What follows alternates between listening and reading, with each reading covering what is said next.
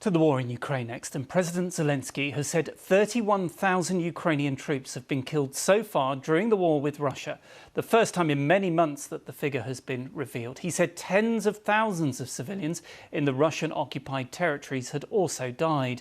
Speaking at a news conference to mark Saturday's second anniversary of Russia's invasion, Mr. Zelensky said he couldn't reveal the number of people injured because that information would help Russia, but the loss was very painful.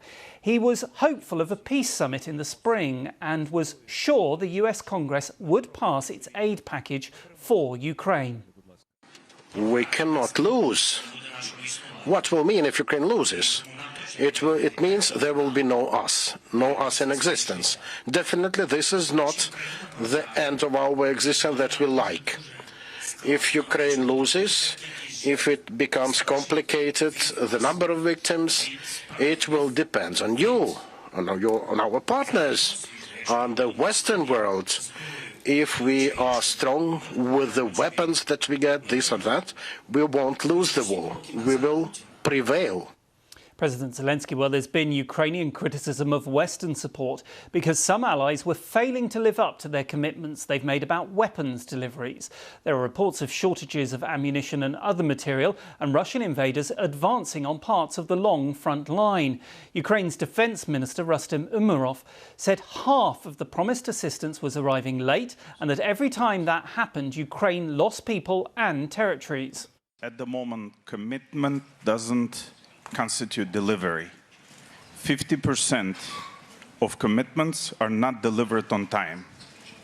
So which means that in the mathematics of war, we look to the enemy. Their economy is almost 2 trillion. They use up to 15% official and unofficial budget to the war, which constitutes over 150 billion US dollars. So annually, it's officially. So basically, whatever committed that doesn't come on time, will lose people, will lose territories. Ukraine's defence minister, well, Yuri Sak, an advisor to Ukraine's strategic industries minister, agreed that delays in receiving Western support were costly. Of course, we have always been, on the one hand, very grateful to our partners for the support that we're receiving, but at the same time, we have always stressed that the delays in the supply of ammunition, any delays in the supply of any weapon systems, results in higher casualties, higher rate of losses. So when we urge our partners to provide these weapons and ammunition faster, we're not criticizing them. We're just stipulating the fact. Time is weaponized by Russia, and we have to be conscious of that. This is why Ukraine has already started to produce our own ammunition. We are building up our own defense industry sector and defense industry base. But of course, we are still heavily reliant on the support of our Western partners. Time is of essence.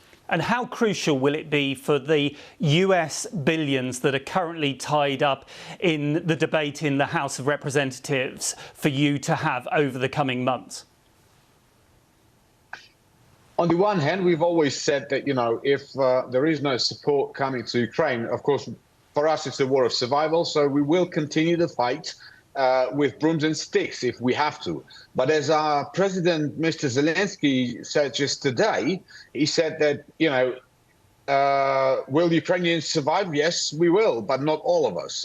So that needs to be borne in mind. It's all about the cost that has to be paid, because we are committed to continuing to defend the values of free Europe and free world. We continue to fight this war. We're not asking our partners to send, their soldiers and their boots on the ground, but we are asking for weapons. We are asking for financial support because it's about our survival, and our survival, by extension, will impact the future of European countries and of the world at large.